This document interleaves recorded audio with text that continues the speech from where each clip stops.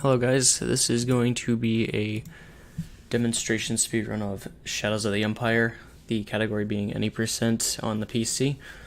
I plan on doing this as well as a Jedi difficulty run, so watching this might be good to help you understand the big differences between Jedi, but it's not required. But hopefully you enjoy this. Let's go ahead and get into it.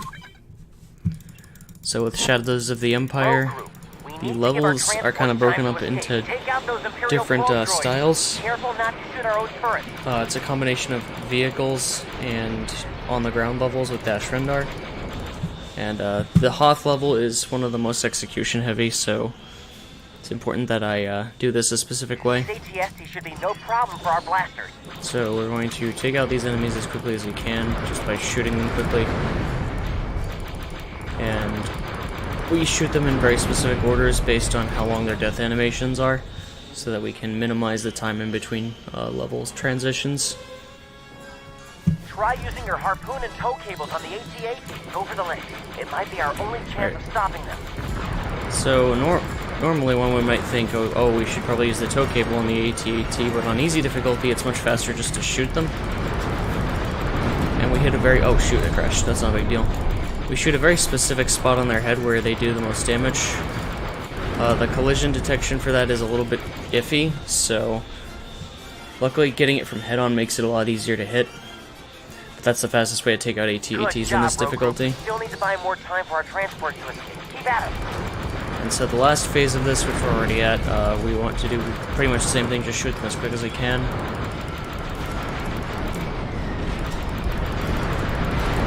But there's two waves of ATSTs, AT-ATs, and probe droids, so there's a little bit more to do on this one.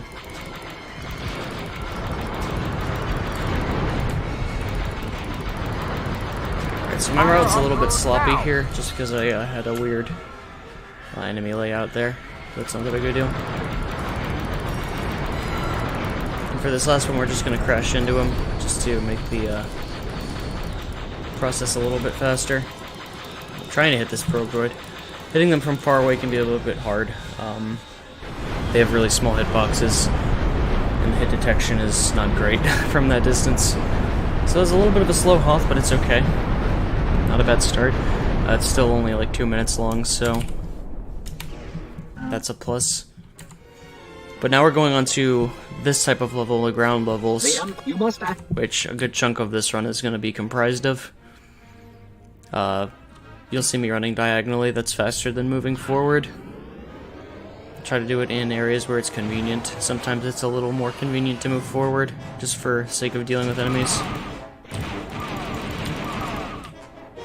And one thing about the PC version is that it's a lot faster. And there's a lot of things that are different because, as you can see, the game is running at 60 FPS. So there will be a couple of things that are a bit different about this version of the game versus N64. Most of it just has to do with the game being faster in general. Damage values are going to be a little bit higher for some things as well. And we can use that to our advantage, but it can also backfire on us, so we gotta be careful. We'll get more examples of that later on in the run. But the main thing with this category is just getting through each section of the game as quickly as you can. There's a little bit of RNG with enemies and stuff, but usually it's not like problematic enough to like end our run. There are a couple different things that are a little bit RNG based as far as strats are concerned, but most of them have different backup strats to do if they don't go the right way or the way you want them to, which is kind of nice. Like, for example, where these enemies are going to be in this room is random, but as long as we take them out, we should be fine. They don't pose much of a threat. Whereas on something like Jedi difficulty, enemies can shoot you instantly and take almost all your health out in a matter of 2 shots.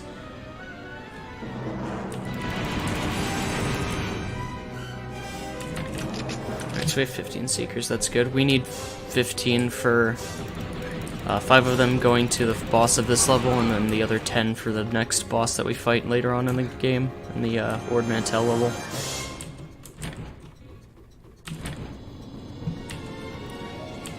So, like I mentioned with the Hoth level, the enemies in that one had specific sections where they take more damages. Bosses have the same thing, where they have kind of a sweet spot where the most damage is dealt. For the ATST, it's like right above the neck. Try to do as much damage as we can there. I didn't get the perfect spot for it, but I got good enough that I could take him out really quickly. And while, you know, it is still the easy difficulty, as I mentioned earlier, the frame rate makes the damage significantly higher on the boss, so that boss dies very quickly. Alright, so we just have to kill these last two enemies so we can trigger the ending. So that was Echo Base, not bad. Now we're going on to the Asteroids level. This level's really easy.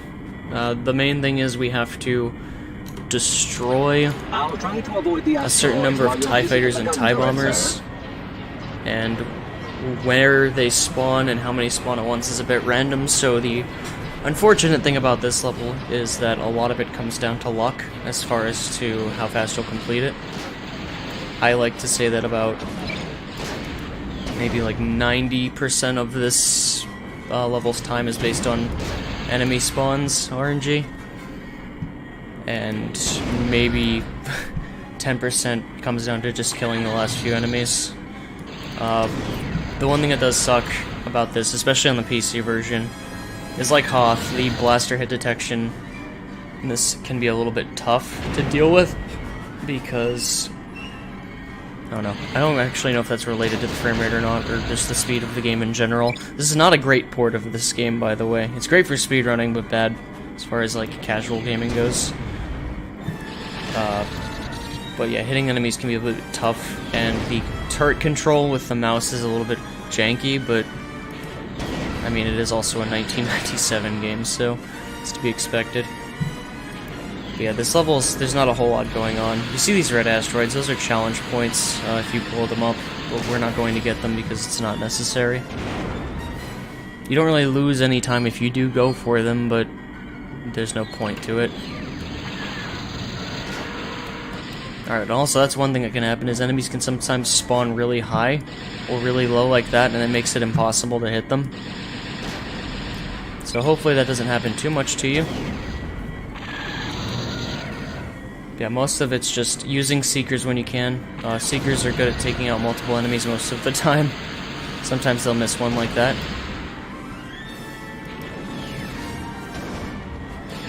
If you're fighting TIE bombers, if you get really lucky, sometimes you can kill two or three of them at once with a Seeker. That's a little harder though for some reason, just because of how the flight patterns of the TIE bombers are.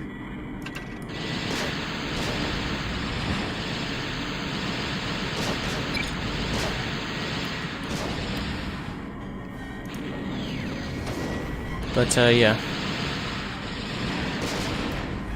When I do refer to the randomness element of the enemy spawns, there's a twofer, by the way, that was a weird one. TIE bombers can spawn on waves of like 2 or 3, and later on, towards the end, they'll spawn in waves of like 1. And TIE fighters will spawn in waves of 3 or 4. I got a really good spawn here, having the last 3 spawn in a wave of 3, that's really good luck. Like, that's the kind of thing you want to have happen, but unfortunately it doesn't always, and sometimes you can just lose time because of how your enemies spawn. And if that wasn't enough, now you have an auto-scroller to go through. This is Ord Mantell. This is a level probably a lot of people remember. It's... On the PC version, it's about an 8-minute auto-scroller, where you just ride on a train and dodge obstacles and look at garbage. That's kind of like one of the biggest downsides to the run, is this section. But you can still make it fun. You can try and get the challenge points, try and play the game of figuring out what piece of garbage comes from where in Star Wars. It's pretty fun stuff. While I'm on the train, I'll explain some of the technical things about this game, especially for the PC version.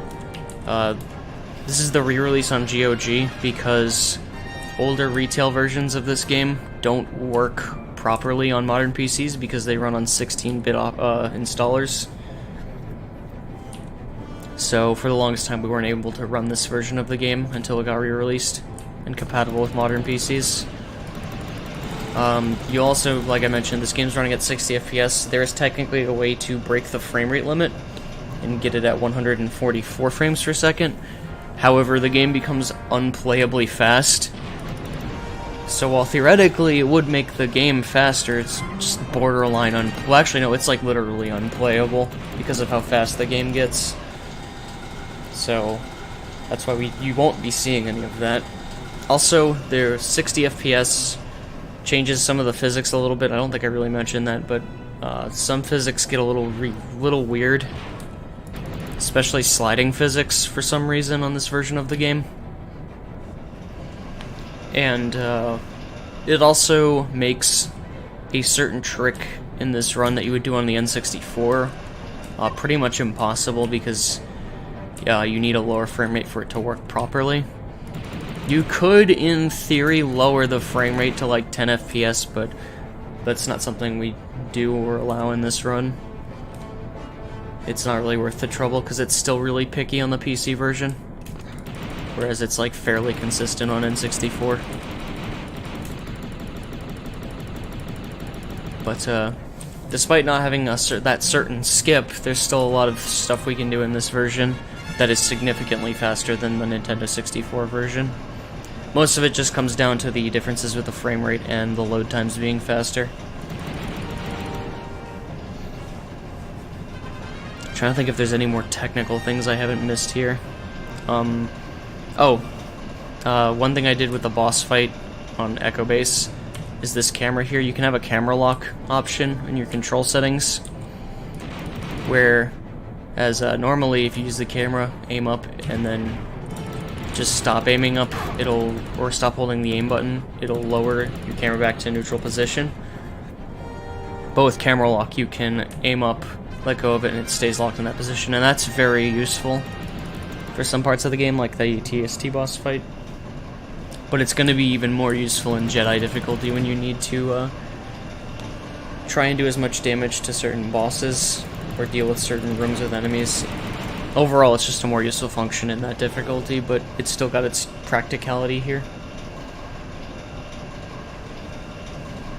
And yeah, I think that's about all I can say. Oh yeah, I also have fog off. That's something you can do on the PC. Fog was meant to compensate for draw distance on the console version of this game, but they did not adjust the draw distance for the PC release. Like I said, this is kind of not a great port. So you can have the option to turn off the fog if you want, and you can see just how bad the rendering is, because everything just kind of pops in. It's kind of amusing. It seems like just there for fun and for laughs, and half of the reason is because of that, but there is some places where it's actually useful. On this, as well as Jedi difficulty, it's very useful to have fog off on Jedi difficulty.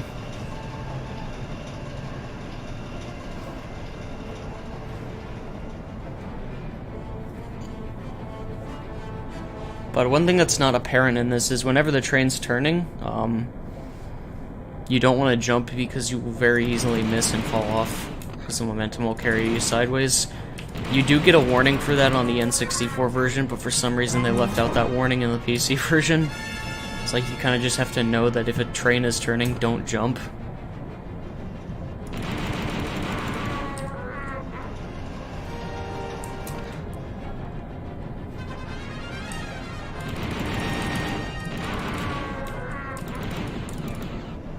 But for this difficulty especially, one of the most important things for saving time is just how fast you can kill enemies. With the blaster itself, it takes a few shots pretty much on every enemy to kill them. So the faster you do that, the faster they get out of the way. So for world record runs like Glasnonk, what his world record has, and then other high-level runs, sub-40 runs, you'll be seeing people be able to click really, really fast to kill enemies. And that's especially important in levels like Hoth. So that's kind of one of the trickier things with this category specifically, is being able to do that fast.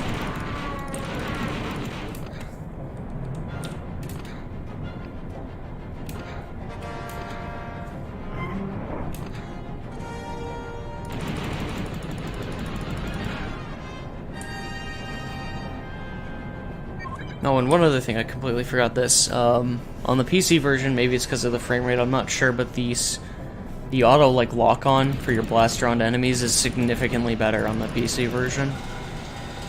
On the N64 version, especially levels like this where the frame rate starts to tank really low, the auto aim gets really, really bad, and oftentimes you just miss enemies. Whereas here you can just kind of shoot them from wherever.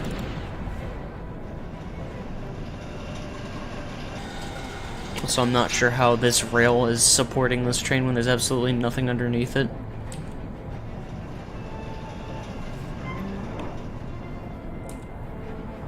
Especially when it's a bunch of trains carrying garbage, like big ones.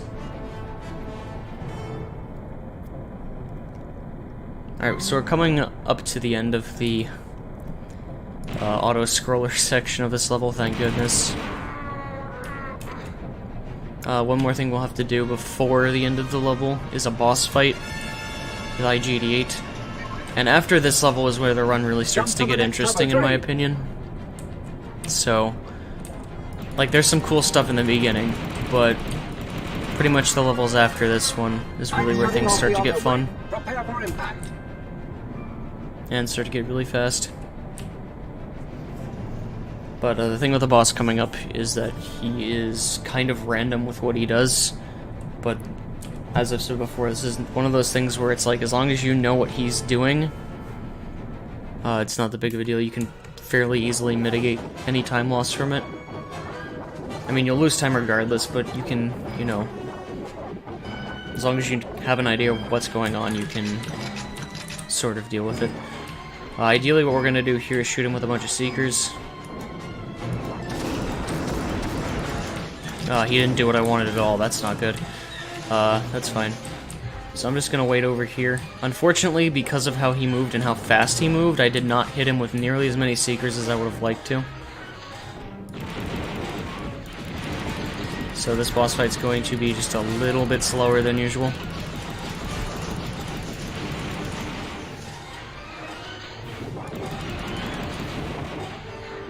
Where is he? Oh, he's coming back good.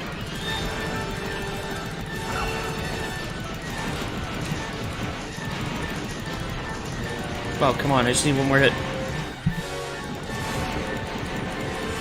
Yeah, usually staying around here is good. Like I said, the only reason this is taking as long as it is because some of my Seekers missed, which, it sucks, but there's really not a whole lot I can do because I don't have any more ammo to use.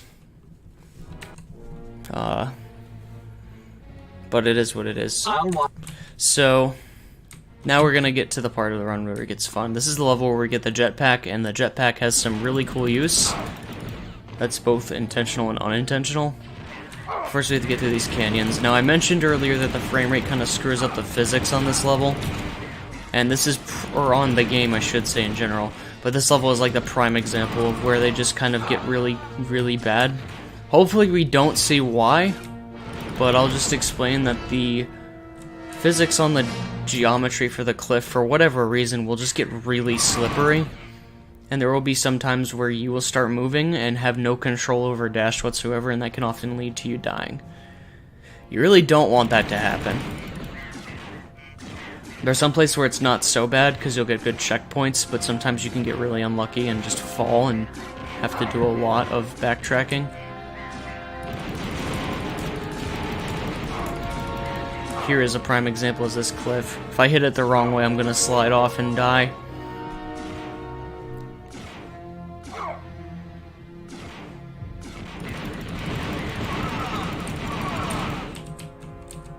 Also, fun fact about this level is it has this Wampa right here. The brown Wampa. There are Wampas on Hoth as well, but they're in cages and we don't really want to deal with them. They take forever to kill on easy.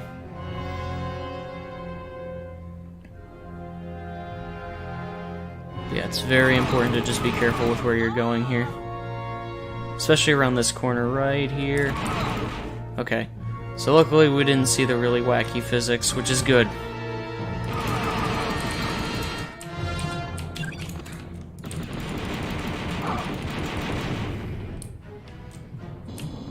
Okay, so this level, this part of the level anyways, is a good area of where knowing potential RNG outcomes is really important, especially with my health where it is.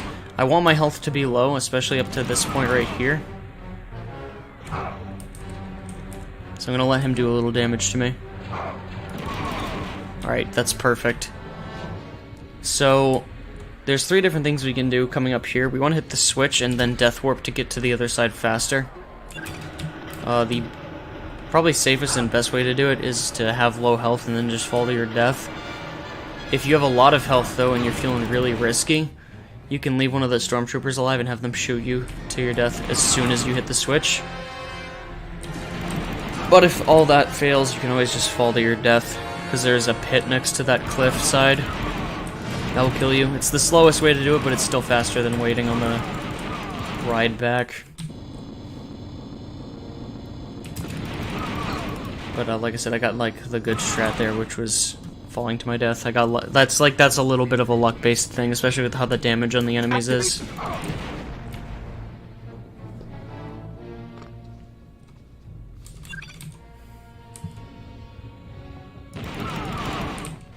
Alrighty, so now we're gonna get the jetpack. And on the PC version, surprisingly, jetpack fuel conservation is actually a lot better than it is on the N64. I'm not entirely sure how that is, because usually things get cranked up when it comes to the frame rate on the PC version. Yet for some reason, fuel doesn't get wasted as much on the PC version here, which allows us to be able to make this canyon section a lot faster, because we only have to stop once to recharge our jetpack.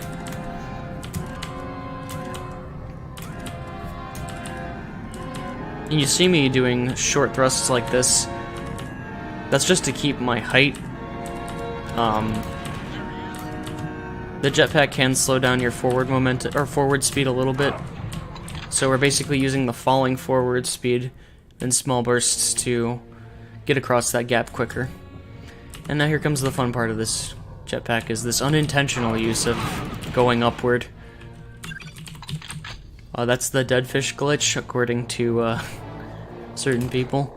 It's basically just a zip glitch that allows you to go up or down really fast. And that's really useful, especially coming up here, where we're going to have probably the biggest sequence break in the game. And originally nobody thought it was possible to do this until I found a way to recreate the N64 skip with a different setup right here. Come on. There we go.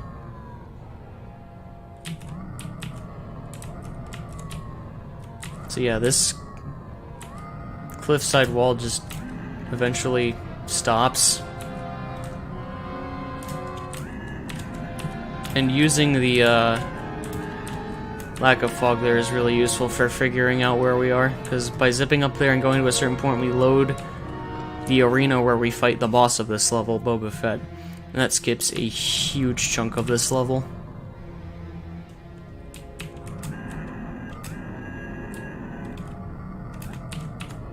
Oh, come on, I need to get that. But of course, just being in here doesn't trigger the boss fight. We have to get an elevator up here, which is normally how you're supposed to get into this stadium. So the Boba Fett boss fight is a little bit luck-based, but it's still really easy. We're going to be using the pulse cannon for this fight. There we go. And the pulse cannon is basically broken on the PC version, because the frame rate makes its damage ridiculously high. We're going to abuse that here too, in this phase of the fight. And by being inside the ship for some reason, when you kill it, it causes a cutscene skip, which is really nice because it saves a few seconds. So yeah, pulse cannon's broken. Alright, so this level is a lot of people really don't like. The PC version, it's a lot faster than the N64, and also a little bit harder to control. The upside is that the physics on the walls are a little bit more forgiving on the PC version. But you'll see that I killed one enemy, and I'm just kind of ignoring the rest. For some reason on the easy difficulty, there's a glitch where if you kill the very first enemy and then just ignore the rest after a certain point, you won't even have to bother fighting them. Because the way that this works is that tries to make everyone slow down so you can catch up and get the next one. That's kind of how it is. It just sequentially slows them down so you can kill them one after another. Not easy. Like, it gets so extreme that eventually you just get to a point where everybody's kind of slowed down, waiting for you. And you can just go past all of them, and you no longer have to worry about it. As I said, this is a glitch on easy. This only works on this difficulty.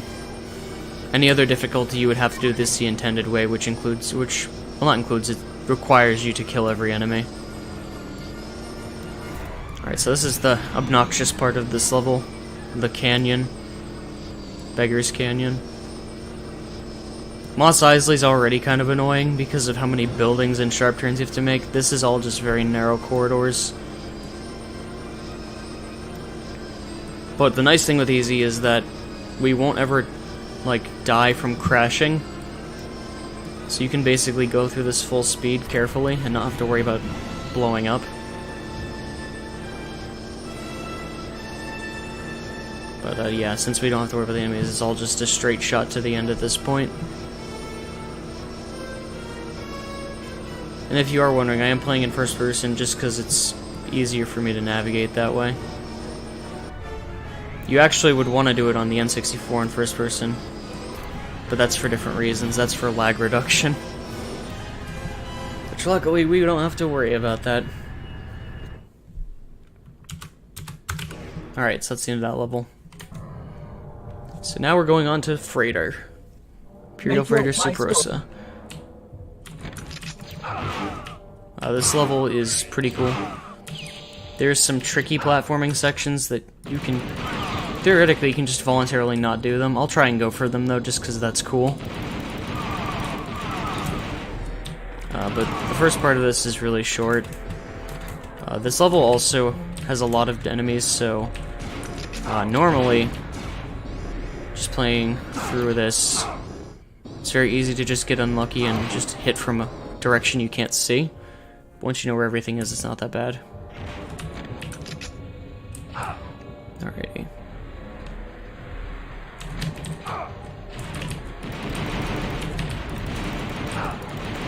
As you can see, since it is easy, you can just kind of brush off a lot of this damage.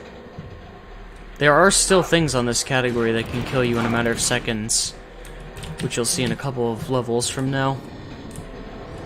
Oh, shoot, I fell, that was fine. So let's try and go for this jump first. This one's a little bit tricky. I almost got it, but I'm not going to go for it again. If you're careful, you can actually jump across there and make it. But I'll just do this the intended way. So I'll try to do one more cool strat, which is going around this thing. You can technically jump over it if you're lucky. That saves a few seconds, but I fell, so it doesn't matter.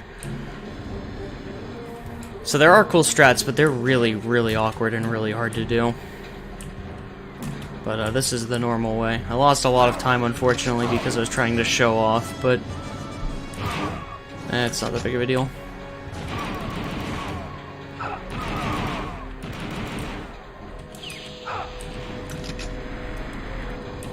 Alrighty. So now we're going to the last major section. I think this is probably the coolest section of this level.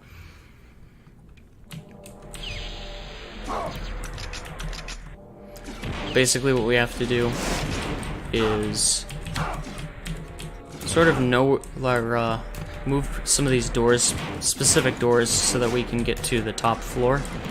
It's a little bit of a puzzle, and casually it can be a little bit tricky if you don't know what you're doing, but there's a lot of cool things in each of these rooms, and I died there, but that's fine, because I'm gonna respawn not there? Okay.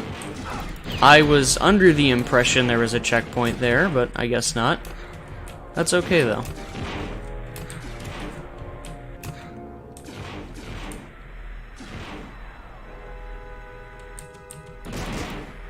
So now we're just going to come to the end. Now we're going to fight the boss, which is probably the lamest boss in this game. And it's because he's a cargo loader droid, and he's about to be even more of a lame boss just by doing this. Pulse Cannon once again proves that it's broken. And the weak spot on this boss is its head. So, by combining those two things, you can kill that boss in Now, just like just 1 second. It's ridiculous. Yeah, that was not a great freighter, but most of that was just because, like I said, there's wacky platforming, and I wanted to try and show it off, but, you know, it doesn't always work. So now we're going on to the sewer level. The sewer level's cool and has a trick at the beginning that's not pivotal, but hopefully I get it anyways. There we go. You get to do this downward zip. Like I said before, with the deadfish glitch, you can zip up and down. And it's significantly faster just to zip down there than it would be to normally just fall. The downside to doing it downward is if you're not careful, falling downward that fast can kill you really quickly. You can very easily just die by zipping downward in any room.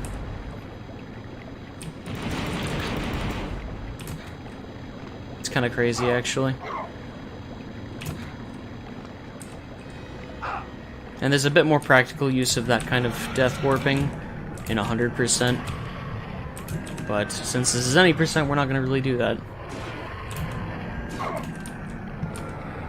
But the sewer level is probably another level that people remember just because it probably terrified them as a child like it did to me. Because of those wonderful noises going on in the background.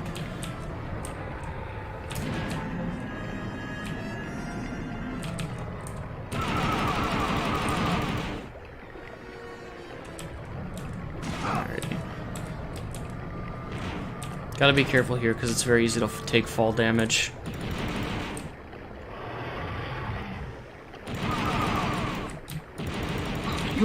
Also, those red enemies right there are, I think, Black Sun employees or security or whatever. They're like stormtroopers, except they do more damage and they have more health than stormtroopers do.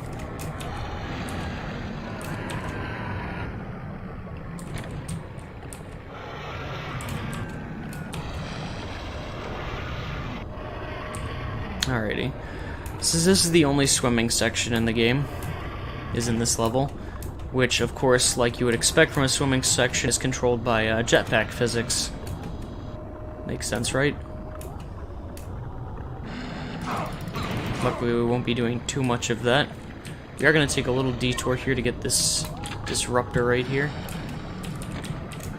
The disruptor is without a doubt the most powerful weapon in the game. You found the force field deactivator. It does a massive amount of damage with like a sort of like an AoE effect. And you're gonna see relatively quickly here just how good it is. And to really see how good it is in the next level. But there is a very, very limited number of them in the game. So it's important to use them sparingly.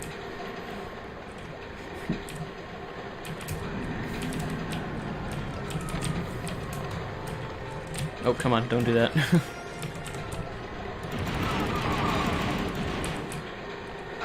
Yikes. I gotta be careful there. If you get hit by those gears at just the wrong spot, you can get stuck in a wall. You have to slowly lower your health till you die to get out of there. It's the only way out. But now we're going to go into this great boss fight, which is going to show you just how good the disruptor is. When you hear that wonderful noise, you know that you killed the boss instantly.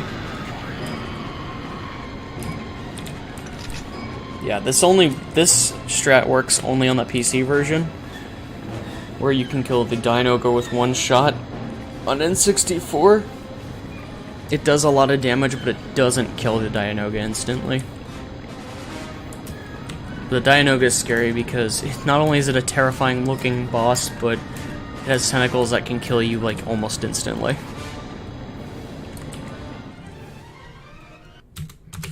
So yeah, that was the sewers. Now we're on to the last ground level, which is Shizor's Palace.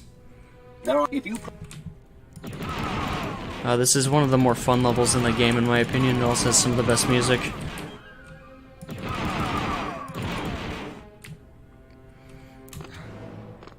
There's also a lot of enemies and a lot of things that can kill you really quickly, even on easy in this level. So it's important to pay attention. First things first, kill that golden droid. You always want to do that. because that droid, the minute he starts shooting you, he'll like he will instantly kill you because of the sheer number of damage he does. Even on this difficulty, it's actually crazy that even on easy he can do that.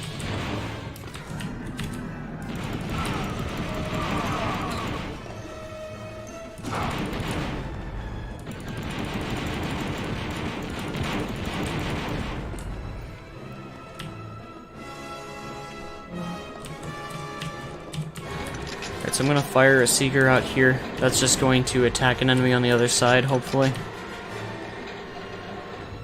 One less thing to worry about.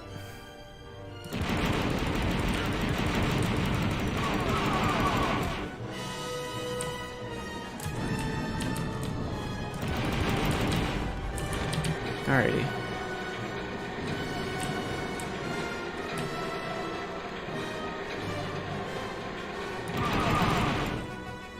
There we go.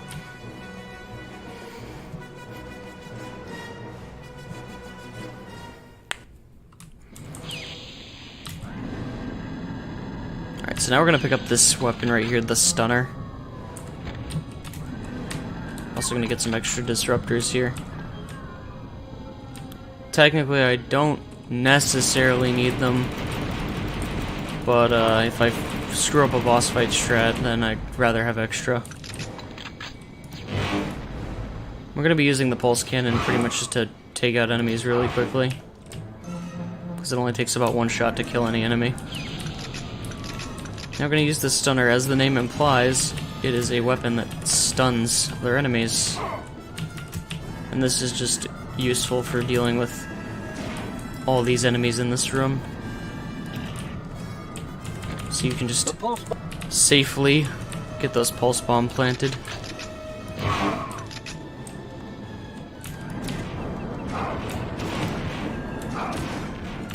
Alright, so I have all the disruptors I need. I'm gonna try and do a glitch here that just makes this boss fight a little easier.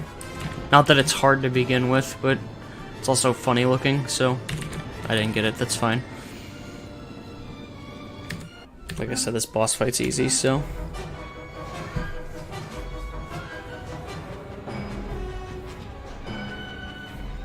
So now you're gonna see really why we want disruptors in this fight. This boss fight is 3 phases. That was the first phase.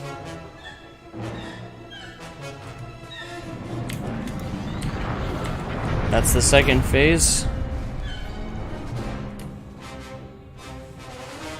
And that's phase 3. Easy peasy. Alrighty, so now we're going on to the last level of the game, which has a small auto-scroller attached to it. Basically, we're trying to get to the Skyhook, which is like the big super weapon thing that Shizor has. I don't really know exactly what it's supposed to be. It's been a while since I've read up on my Shadows of the Empire lore. There's just waves of these Star Vipers coming in that we have to shoot. It's not really, like, required to shoot them. Just every, like, 15 or 20, I think, you get an extra life. So you just want to shoot them while you have this, just because it makes this level go by a little bit more fun. And since this is easy difficulty, it's very, very, very hard to die. You actually have to, like, literally do nothing. So that's kind of crazy, especially when you compare it to the Jedi run, where I'm going to show you, hopefully after this,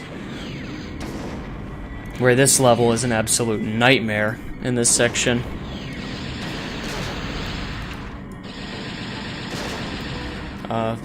You'll see how there's not a lot spawning at once. Just imagine this many, but multiply by like 20, and that's basically what Jedi difficulty is, and also the enemies do more damage, so it's basically like going and shoving your fist into a hornet's nest.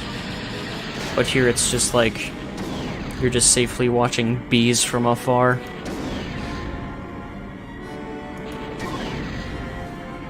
And since I haven't really mentioned it, for these demonstration runs I'm using not my PB splits, I'm using for this one my average segments, just to give you an idea of what a run would usually be like.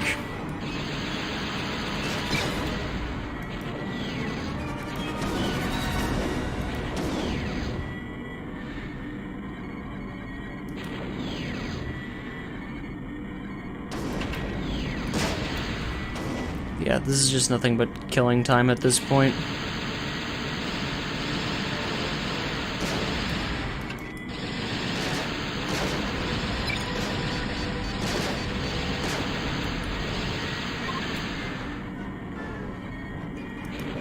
But yeah, this section is also faster on the PC version. On the N64, it's like 4.5 minutes. Here it's like 3.5, I think. Which again, that doesn't sound like much, but it really does impact the overall time of the game. For reference, when I did start routing the PC version, the N64 record at the time I think was like 47 or something like that? Maybe a little lower. But my PC time with a very unoptimal route, very sloppy play, managed to beat that time by like almost a minute with only a few days of running it. And then people came about and actually found optimal stuff, and this run got a lot faster.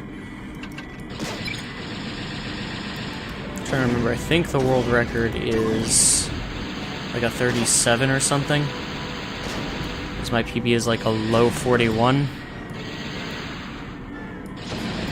But I didn't run it quite as extensively as other people did. I did a lot of like help with like routing and strat finding, but that's about it.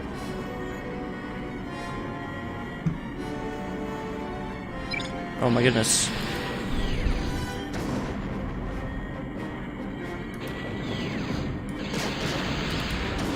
Oh no, I got 70. Nice. I thought I wasn't going to get that, but Seeker hit at the last second. Alright, so this is the last part of this. The goal here is to destroy all of these and then go into the Skyhook and blow up the core. You know, in classic Star Wars fashion. The interesting thing is that the turrets actually have regenerating health, which is really weird. But they're also really easy to kill, so it's not a big deal.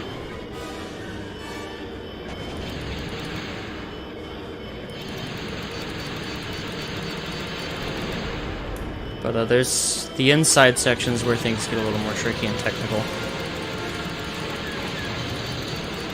So on this difficulty, your brakes slow you down enough that you move really slow and are able to stay inside of the core and hit all four sides at once without having to exit once. That being said, we still want to try and shoot... Oh shoot, I screwed up and forgot to reload my missiles. That's not good. That's a little bit of a time waste here, but that's not that big of a deal, because as you can see, I can just kind of cruise in here.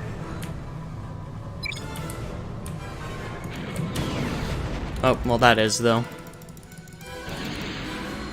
So I have to now go back in and do this last part. That's unfortunate, I was just being very careless. I should have just tried to make... I should have made sure that I had 5 missiles going into this.